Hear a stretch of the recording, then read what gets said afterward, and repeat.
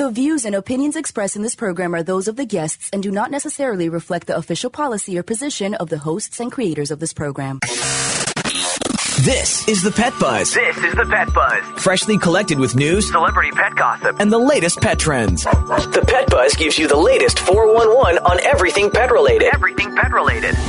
Hosted by pet trendologist Charlotte Reed and Dr. Michael Fleck. And here's the Dynamic Pet Duo.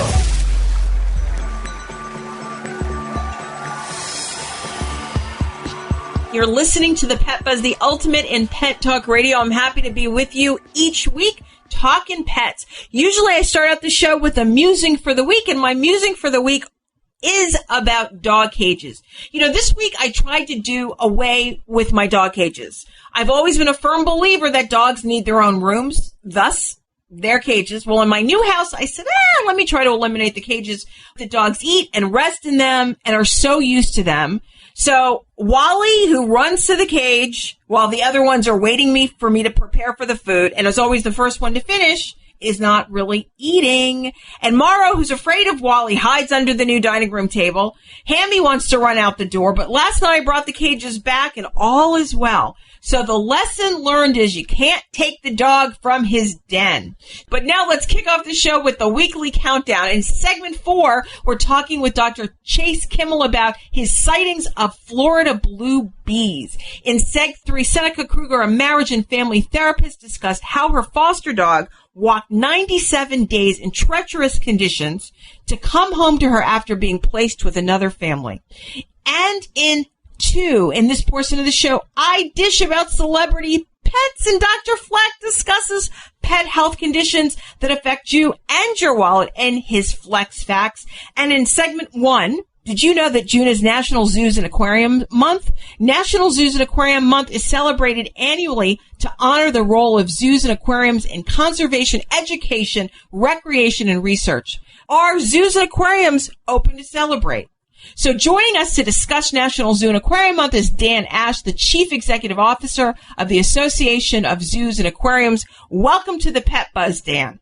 Thank you, Charlotte. It's great to be with you on the Pet Buzz, and thank you for everything that you do to bring animals into people's lives. Thank you. Well, Dan, we see on a daily basis that coronavirus has affected so many human lives, but can you discuss how the pandemic has affected animals around the world? Yeah, the pandemic that we're suffering through now has been devastating to our members, zoos and aquariums. We have 240 members throughout the world, but most of our members are here in the U.S., and almost virtually 100% of our members have been closed during this pandemic, and as part of the kind of social distancing that is being enforced here in the U.S. and globally. And of course, that means that the lifeblood of our member organizations is missing, and that's the thing that we call guests. And so when people are absent from the zoo, that means the revenue that is earned when people visit member zoos and aquariums is absent, and that revenue is the lifeblood for those organizations. So that they still have to operate. So while their gates or doors are closed to the public, the facility is far from closed. You know, and it's interesting because people don't realize how costly it is to feed these animals. And, you know, without contributions, without guests, it can be difficult. I mean, you know, even preparing the diets, from what I understand. It's really complicated animal care because normally, you would have an animal care staff, but because you want your staff to be socially distanced, our members have had to split their staff into 2 and 3 and maybe 4 groups, so that if one group is exposed to the coronavirus, you don't have to quarantine your whole team. And so it's not just changed the physical landscape, it's changed the operational landscape at our zoos and aquariums, and again, made operation much more complex. And it's good that, you know, we're talking about this. You know, I'm going to ask you a very basic question because I really just want our listening audience to think about it and hear it. Discuss the benefits of zoos and aquariums to our lives. I mean, not only for adults, but for children. Yeah, I think the more we're learning, of course, you know, I think it's really important to have these kind of places especially in our big urban settings, because we human beings have become urban creatures, and we're increasingly disconnected from nature. We don't experience animals the way that people traditionally have. And visits also support huge investment in conservation, in nature conservation, which I mentioned previously. But increasingly what we're learning through science, peer-reviewed, published science, is that a visit to a zoo or aquarium is good for you. When we're visiting naturalistic exhibits in zoos and aquariums, that our blood pressure, our cortisol levels, our tension, our energy, our happiness all improve. And so it's not just a fun, educational, philanthropic thing to do. It's actually something that's healthy for us to do. Well, if you've just joined us, we're talking with Chief Executive Officer, that's the CEO of the Association of Zoos and Aquariums, Dan Ash is with us, and we're talking about how COVID-19 has affected zoos and aquariums throughout the world. You know, Dan's been telling us how even the animals at the zoos have missed us during this time. So, Dan, we still can visit the zoo. We just have to see the animals, see the creatures at these educational institutions in a different way. Talk a little bit about that. Yeah. Of course, yeah. While our member zoos and aquariums are closed, you can still visit virtually. And so we have a variety of animal cams that are available through our member zoos and aquariums. Some of our members, like San Diego Zoo and Cincinnati Zoo, are offering online safaris. I was on a Zoom call the other day, and one of the participants in the call, who was a mother, was heaping praise upon Cincinnati Zoo for their daily Facebook Live safari. So she said she gets 90 minutes of peace and work time, while her children are engaged with the safari at Cincinnati Zoo. And so we have a variety, our members have a great variety of online streaming forms of education and entertainment, and you can find them by visiting AZA's website, aza.org, and where we have a list of edutainment events and a whole calendar of events, so people can find things that are exciting and entertaining for them. Yeah, I mean, it's great. I watched some giraffes the other day and had a good old time. Just, thinking about them, wondering what they're thinking, the environment that they live in. Well, we talked a little bit about how zoos and aquariums are missing their lifeblood. And as a result, there's a lot of expenses to maintain. And without visitor donations, it can be very difficult. So how can our audience help? What can they do to support the zoos? Yeah, I would say several things that they can do. If they're a member of a zoo, whether it's National Zoo here in Washington, D.C., or Minneapolis Zoo, or Texas State Aquarium, if you're a member, maintain your membership during this period of time, even though you can't visit right now, or maybe can't visit the way you would want to visit. Maintain your membership, because that's a key way to support your zoo or aquarium. The other thing would be to make a donation if you're able to make a donation. And any donation is going to be significant and appreciated during this period of time. Even $1 or $5 or $10 or $25. And we recognize that during this time, it can be very difficult. So don't feel bad if you want to stick $1 in an envelope and donate it to the zoo. It certainly helps. Well, Dan, thank you so much for visiting with us today. We're excited to learn more about zoos going online. I think I'm going to take a little zoo trip this week and visit zoos around the country and see what their animals are up to. There you go. And I'm sure you're going to find a lot of things that are interesting and exciting, and you're going to see animals doing the kind of crazy, wonderful, adorable things that they do. Great. Well, everyone, that was Dan Ash, the Chief Executive Officer of the Association of Zoos and Aquariums, discussing how coronavirus has affected not only the animals at the zoo and the aquariums, but the people who work at these fine institutions too. Well, for more information about the Association of Zoos and Aquariums, visit aza.org. Blue bees? I've never heard of them, but Dr. Fleck and I will learn about them on this show with Dr. Chase Kimmel. Stick around. You don't want to miss this discussion.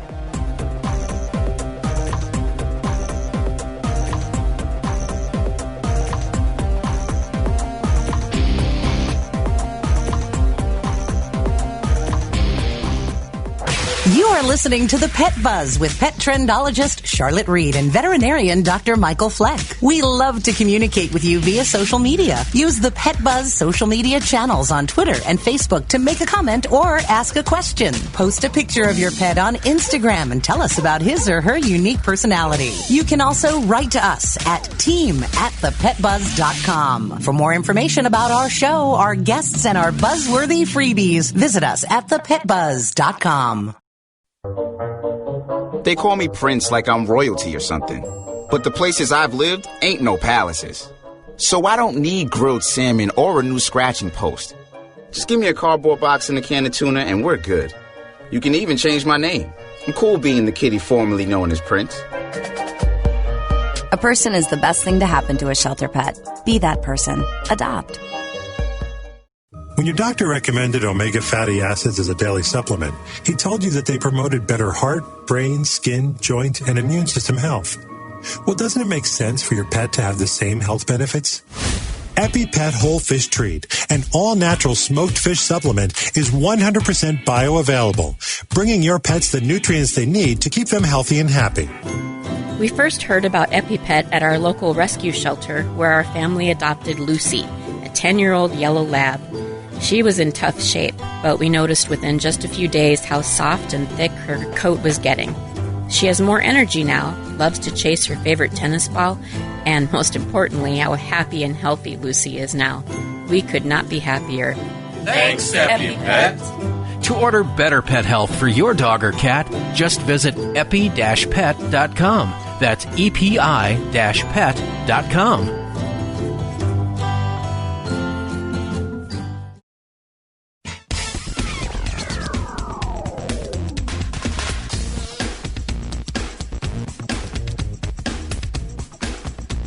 Thank you so much for joining the Pet Buzz. This show is hosted by the Pet Dynamic Duo. I'm pet trendologist Charlotte Reed. And I'm veterinarian Dr. Michael Fleck. Well, have you guys signed up for the newsletter at newsletter@thepetbuzz.com? We want to continue bringing you more Pet Buzz to you and your four-legged members. So sign up now so you can keep in contact with Dr. Fleck and myself and what we're up to. Let's move on with celebrity pet news. You know, we always talk about dogs on this show, so now we got to give some equal time to cats. I'm just going to review a few of the cat-loving celebrities who continue to inspire and delight us with their furry companions. So let's talk Taylor Swift. Having recently starred in the big screen adaptation of Cats, it's safe to say that Taylor Swift is a big fan of felines in general. Her two most famous companions are Meredith Grey and Olivia Benson, are both named after famous TV characters, but recently Swift has added a third cat to the pack, a furry little friend named Benjamin Button. The singer is well known for her panache of taking pictures with her cats and then posting them on social media, often in hilarious poses. The cuteness factor is amplified by the fact that her two most iconic cats are Scottish foals, while her newest addition is a delightful rag doll. Okay, so let's talk about Katy Perry. Often considered to be Katy Perry's mascot of sorts, the aptly named Kitty Perry first appeared in the singer's video for the hit single I Kissed a Girl. Since then, she's often been photographed by Katy's side with fans continuously speculating about her genealogy. From the looks of it, Kitty may be at least part Maine Coon, a breed famous for its large size and puppy-like personality. It's sad to say that we reported not such a long time ago that Katy Perry passed away. Okay, James Franco. James Franco's literary affections have extended to his cats as well. His two most iconic companions were both named after book characters, with Sammy taken from What Makes Sammy Run and Zelda being a homage to F. Scott Fitzgerald's famous muse. It seems that Franco has devoted an entire room in his home to his furry companions, ensuring that both Sammy and Zelda will live happy and healthy lives for years to come. Okay, last but not least, let's talk about that beautiful Spanish actress Penelope Cruz. She's known on stage for portraying volatile women on screen, even winning an Oscar for her supporting role in Vicky Cristina Barcelona back in 2008. But in her off screen life. She has a soft spot for furry friends, as Penelope tells it. Her early years in Hollywood were quite lonely, so she had to take in plenty of strays to keep her company. So what about you? What's your favorite feline companion like? Post a picture on the PetBuzz social media channels and use the hashtag possum. Okay, and now what you've been waiting for, Flex Facts. Welcome to Just the Facts. Just the Facts. Fact or fiction? Just the facts, ma'am. You want answers! I want the truth! This is going to take long. You got the time?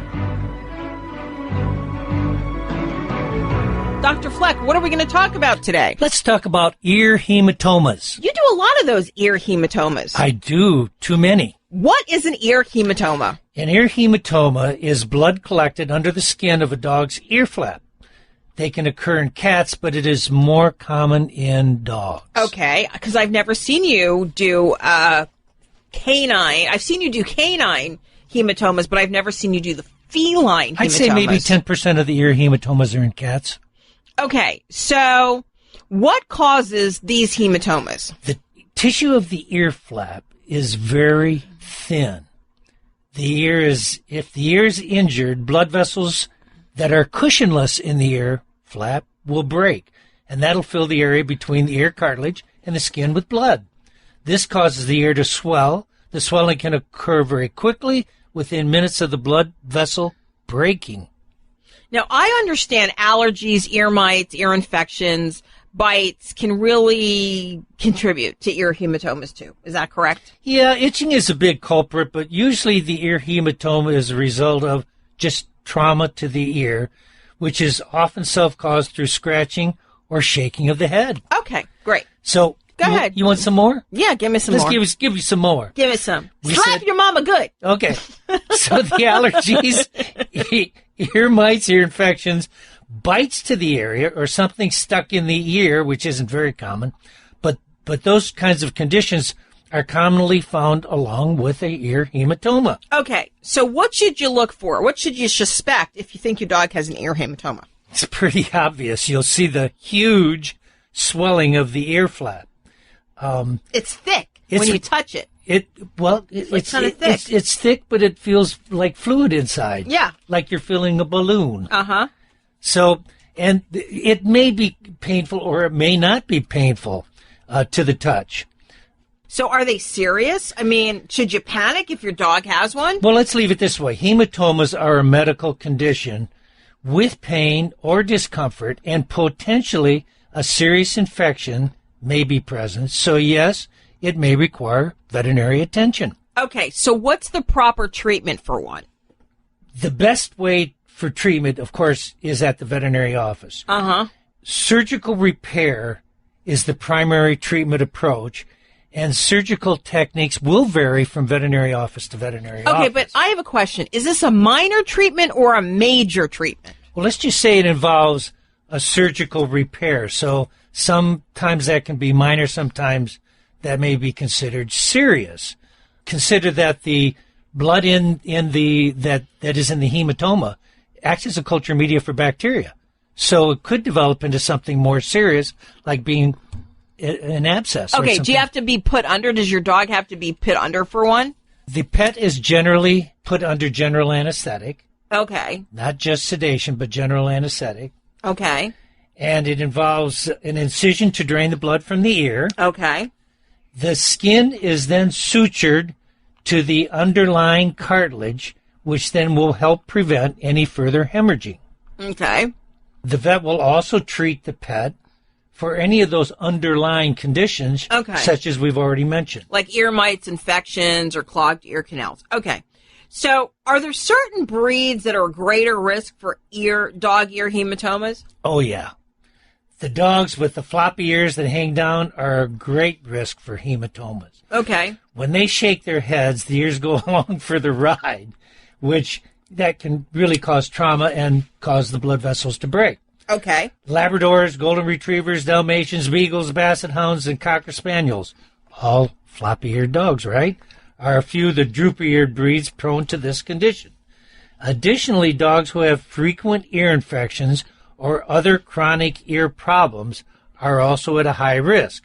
But really, any dog can develop a hematoma, or a cat can develop the hematoma. Right. For example, ear mites can cause a hematoma or present the conditions that a hematoma can come about. Because the dog's always scratching. Because he's scratching or shaking the head.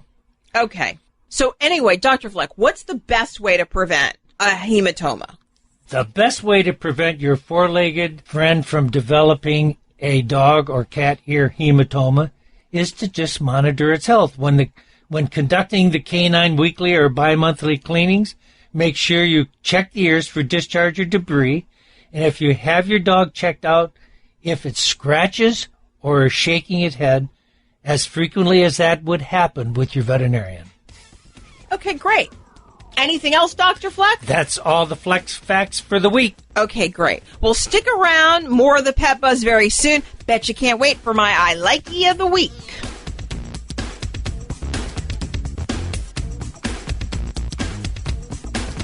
I want to be a contender. I want a warm belly to sleep on. A big house. How do I look? Do I look good? I want to play hard. My nails done once a month. I want a home. I just want a home. I want someone to love. Last year, more than 30,000 companion animals came to us without homes.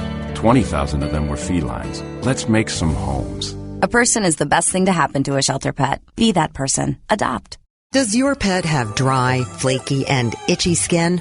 Do you find yourself visiting the veterinarian repeatedly because Fido or Fluffy has skin allergies or ear infections? EpiPet to the rescue. Developed by a veterinarian, EpiPet is a revolutionary, high-performance skin and ear care product line made with the finest natural ingredients. EpiPet, for you and your pet, means better pet health. For more information, visit epi-pet.com.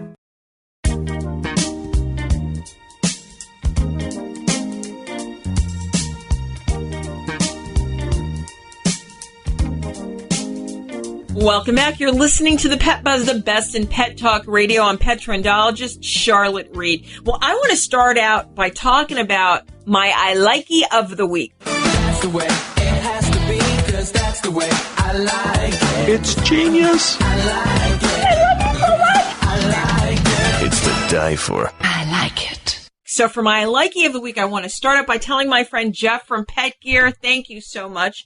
He gifted me a while back with a Pet Gear no-zip Expedition pet stroller. It's got so many great features. I have to tell you, it's like the Cadillac of pet strollers. And I like to take my older dogs, Ty and Thames, in it because they don't walk so well these days. And I have this walking neighborhood now, so it's actually kind of nice. So it's the largest stroller offering a spacious and comfortable ride for both single, like Thames, my oldest, and when I have multiple pets, the whole crew, Hammy, Marl, Wally, Ty, and Thames. And it features 2 easy locking doors. So pets can be loaded from the top, either the front or the back of the stroller.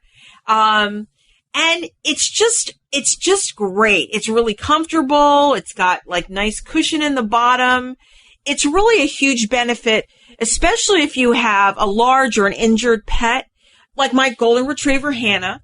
And it's nice because if they still want to get out and be stimulated, you could put your pet inside and stroll them around the neighborhood or the park. And really, no zippers mean no hassle when trying to open and close the stroller. The new no-zip technology means that you can easily gain access to your pet without fumbling and having to deal with difficult zippers. It's got actually added multi-position handle, which means it's a lot more comfortable when you are pushing the stroller. So, and it's big. It's definitely big to put all your pets in. So thanks, Pet Gear. To learn more about that, check out petgearinc.com. So not such a long time ago, we interviewed Jim Tedford from the Association for Animal Welfare Advancement. You know, during the interview, he talked about how he hoped the clearing of the shelters at the beginning of the pandemic, how it resulted in foster pets finding forever homes. He hoped. But this next guest and her dog, well, their story demonstrates that a dog knows his or her forever home once he finds it. So joining us today to talk about how her foster dog spent 97 days on the road, making her way back to this Minnesota home, the home of Seneca Kruger, a marriage and family therapist. Seneca, welcome to the Pet Buzz. Thanks for having me, Charlotte. I'm glad you're here with us. When I read about your story, I was like, I got to get this gal on the show. So before we get started, before we hear your story, review the benefits of having a foster dog. Sure. So fostering is a really great way to decide if you're ready to bring an animal into your home permanently. Most rescues will cover the cost of vetting, food, supplies. They'll provide resources, training, education. So it's a really great way to sort of jump into the dog or cat world. And also, if you fall in love with your foster, you get the first chance at adoption. So fostering doesn't necessarily mean you love them and give them away. Sometimes you get to love them and keep them. Well, the hero of your story, I should say the heroine of your story is Zelda, your foster dog, who is now your permanent dog. Tell us a little bit about Zelda and how you came to foster her. Like, what was your relationship like when she first came to your home? Yeah, sure. So Zelda was already in the rescue program, and she was with another foster family. And the rescue reached out and said Zelda was not making any progress in the couple months that she had been with the foster family. She was really shut down and really fearful. And I really love working with shut down and fearful dogs. They're sort of my favorite. So I said, hey, I'll take her. So I took Zelda in and worked with her for about 7 months. It took her probably 2 months to wag her tail for the first time, 4 months before she started barking or making a noise at all. So she really was probably the most fearful and shut down dog, anxious dog I've ever had in my home. Interesting. So I know when we had talked, when we prepped for this interview, you told me Zelda had lived with you for about 7 months. And when she left for her new foster family, how'd you feel? So usually when I send a dog away, I'm really happy for them. I get to find these wonderful homes, and I get to pick which homes they go to. So I review the family and make sure it's a nice placement for the dog. And then I get really happy when I drive away because there they are. They've sort of completed their mission and found their family. With Zelda, it didn't feel like that. I dropped Zelda off at her new home and drove away and pulled over to the side of the road because I couldn't see through my tears. And I cried for the next 3 days. I felt like my dog, like I had given my dog away, like I had betrayed her somehow. You felt like you made a mistake. I did. I felt like I convinced her to trust one person in the entire world, and then when she did that, I sent her away. Both of you. I want to say you poor thing, but it's really both of you at that time. Okay. Yeah. So you placed Zelda, and then you heard she ran away from the new family. After how many days? I think it was 10 days. You know, the family was beautiful. She became the dog for a 10-year-old boy who was really excited to take her out and walk her. And I think Zelda just had other plans. She had other plans, all right. She was spotted, what, a few months later, within a few miles of your place of residence? She was. So she made the long journey from Chanhassen, Minnesota to South Minneapolis in the course of about 7 weeks. And then a few weeks later was spotted just a few blocks from my home. Now, for those of you who don't know that distance, it's a 45-minute drive. Zelda was on the road for how many days? 97? 97 days. Yeah, she had to cross the Mississippi River. She had to, and this was in the wintertime. Yes. So some of the temperatures were getting, negative 20, negative 30 below zero in some of those days in February. And those were the days that I was out searching all day long because I was most worried about her being out in the cold. So those were really long days for me also in the negative 20, negative 30 degrees. I can only imagine. I have to tell you, I was in Minnesota like December 23rd, about 2 or 3 years ago, doing the Fox morning show. And I have to tell you, it was so cold. I was only there for 24 hours. My dog didn't go to the bathroom. I kept walking him and walking him. I woke him up early in the morning. But let's get back to Zelda. But I know what it's like. I know how cold it is there. And it was freezing.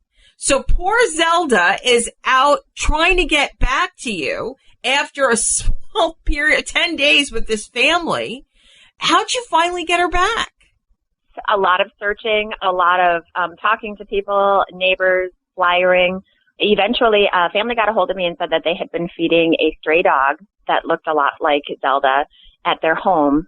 So I was working with a search and rescue team, a dog search and rescue team, and they came out and set up a live trap.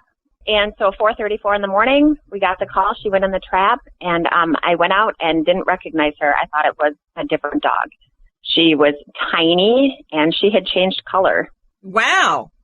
So we read the chips. They ran the chip scanner over her and read the chip number off to me as I looked at her chip number, and it was her. And I fell to my knees and I cried, because what else do you do when you're faced with a miracle? I'm getting choked up here. Yeah, I was absolutely overcome with gratitude. That is just crazy. 97 days. And I mean, how do you feel? I mean, here's this dog, 97 days on the road, trying to get home to you. That it's love. It just absolutely was. She was as sad as I was and needed to be back. Well, Seneca, thank you so much for joining us and sharing your story. Absolutely. Well, thank you so much for having me on the show, Charlotte. Yeah, we're glad that you're here. Well, what do you guys think of Zelda and Seneca's story? I'm curious what you think. Have you ever fostered a special dog or a cat that you were giving up?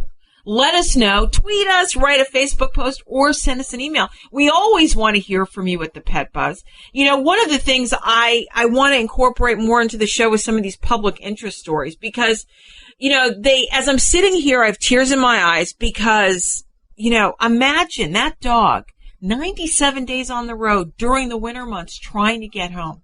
But up next, I want to talk about a confrontation of an unleashed dog that changed a dog owner's life. This is a New York story that everybody is talking about. They're talking about it on CNN. They're talking about it on Fox News. It's all in global pet news right here on the Pet Buzz. Stay tuned.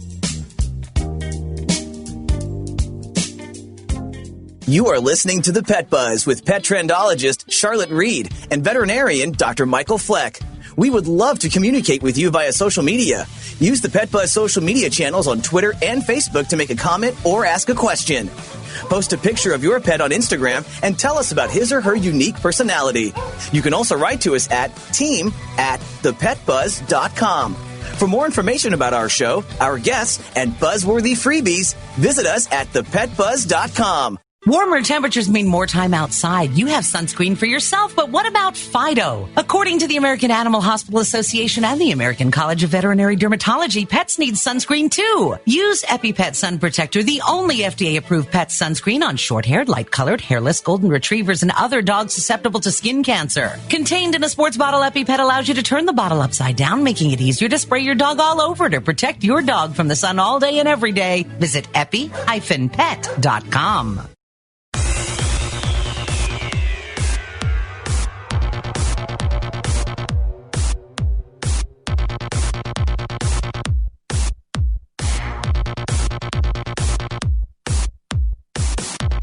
I'm pet trendologist Charlotte Reed. And I'm veterinarian Dr. Michael Fleck. We are urban, suburban, and country. And now, Pet Buzz news from around the globe. With binoculars around his neck, Christian Cooper, an avid bird watcher, was in Central Park on Memorial Day. That's when Mr. Cooper, who is black, asked a white woman to put her dog on a leash. When she did not, he began filming. In response, the woman said she would tell the police that an African-American man is threatening her life before dialing 911.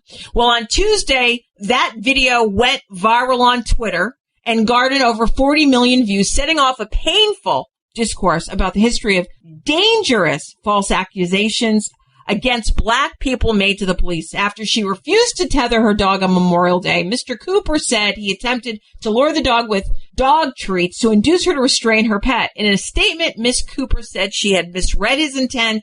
She said she had reacted emotionally and made false assumptions about his intentions when in fact she was the one who was acting inappropriately by not having her dog on a leash. In the video, you could see, which is really painful, you could see Ms. Cooper dragging and choking her dog while calling the police, while talking to that information officer. By the end of the day, the woman, Amy Cooper, now notice Amy and Christian Cooper, they're not related, had surrendered her dog and had been fired from her high-level finance job.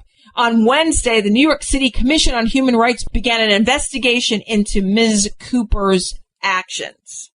You know, all of this pain and hurt and comments could have been avoided if you just had her dog on a leash. So many times we see these signs that say, keep your dog on a leash. There's a reason for that. It avoids canine problems and it avoids conflict with other individuals. So I'm asking you, when you go to the dog park, when you go to your local park to walk your dog or on the street, keep your dog on a leash. This discussion has added to the racism conversation of 2020 at a time when we need to unite and we need to focus on health issues. So, hey, what's the buzz? Scientists have found a rare Florida blue bee, last spotted, believe it or not, Dr. Fleck, in 2016. So intriguing. I know. It's blue. Is it light blue? Is it dark blue? Is it metallic blue? Well, we're going to find out. I think we're going to find out, aren't we? And joining us today to talk about his search and find of the Florida blue bee is Chase Kimmel, a postdoctoral candidate at the University of Florida and former beekeeper. Chase, welcome to the Pet Buzz. Thank you for inviting me. I'm glad to be here. Are you related to Jimmy Kimmel? That's a really good question. Unfortunately, I do not know, but I will not rule out that possibility. Okay. Well, we just had to know.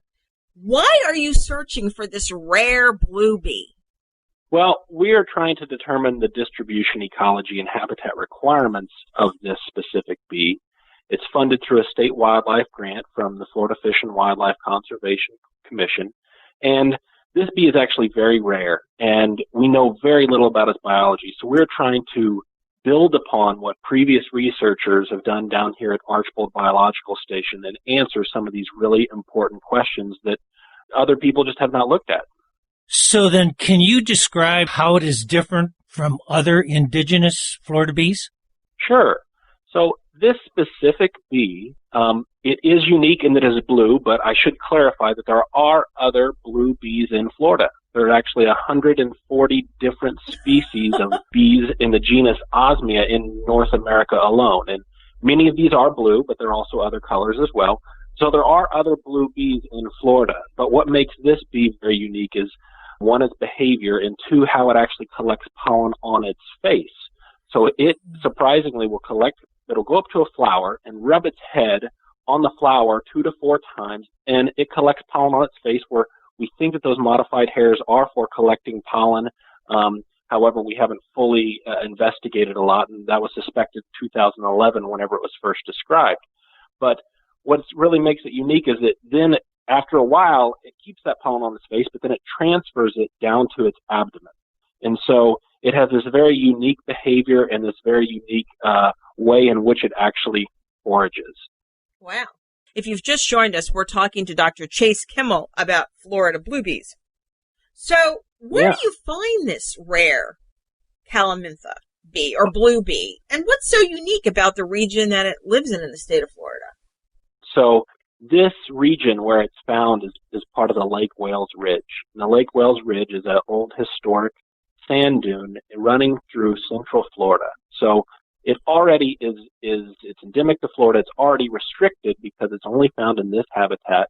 And historically, we have utilized this habitat for a lot of agriculture and urban development. So you've already got a habitat that's pretty limited, and then you've got a lot of human pressures on it that then further reduces the amount of habitat. So the amount of scrub habitat along the Lake Wales Ridge is much less than it used to be. And so it suffers from habitat loss and habitat fragmentation. But it is a very unique ecosystem, and it's also unique because it is only known to go to one host plant. Fortunately, we've actually found it on another plant, but we're waiting to confirm from the pollen samples that it is foraging on other plants. But it's still a very rare bee that has a very selective foraging behavior from what we have seen so far. So how can we as society prevent this beautiful bee from extinction and contribute to increasing its numbers? That's one of the questions we're going to try to find out. Unfortunately, With this bee being so new, it was first described just 9 years ago. And so the last time it was actually seen was in 2016. There was an observational study over 18 hours to look for it, but there's not really been a comprehensive survey done. And so we're trying to answer some of these questions of what does it prefer? What does it go to? What does a nest look like? No one's actually ever even found a nest. And so if we can try to understand what maybe some of the limiting factors that might cause its numbers to be low, maybe we can actually augment it and help it to survive. But right now we're still in this very initial phase of trying to learn more about it and build upon what other researchers have done down here at Archbold. You know, I'm so glad that you came here, because I really want our listening audience to understand, and maybe you can just answer this question, why bees are so important and why even more now it's important to protect them. Yeah. When we have chemicals and even killer wasps. Hornets. Murder hornets. Well, fortunately, we don't have murder hornets down here in Florida. I'm not sure about their future range, but bees are very, very important. Most of the food that we actually eat is pollinated by bees, whether that be honeybees or native bees. And so they are definitely important for a lot of the foods we eat. And even if say you eat meat, the food that you eats food that's pollinated by a bee. And so they are very important for us as food. At the same time, say along the Lake Wales Ridge in this area, they're also very important to pollinate a lot of the plants that are endangered or threatened, or even other plants and wildlife that serve as food for other wildlife. So they are a key portion of the ecosystem that many plants have evolved with to create these symbiotic relationships and to get a benefit from pollination success of these little insects. So intriguing. It really is. It is. Well, soon to be Dr. Kimmel, thank you so much for joining us today on the Pet Buzz. All right. Thank you very much. Well, everyone, that was Chase Kimmel, researcher from the University of Florida, talking about his search for Florida blue bees.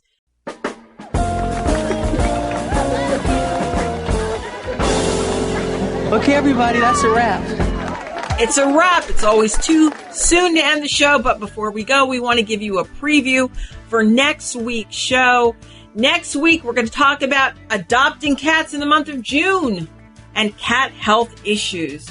You know, we don't talk about cats enough, so I really want to focus on some catitude. You know, special thanks to our guests, Dan Ash, Seneca Kruger, and Chase Kimmel. And of course, we must always thank our sponsor, the Animal Medical Center of Bradenton and EpiPet, making better skin, coat, and ear care products for healthier pets everywhere. Now, if you have a question, write to us at team@thepetbuzz.com, and we'll cover it in next week's show. And if you missed any portion of this show, visit our social media channels, as well as your favorite streaming channel, and listen to the linked podcast on Monday morning. But remember, most importantly, we're here each week to help you take better care of your pets. Peace out and pet love. Goodbye. Thank you for listening to this episode of The Pet Buzz.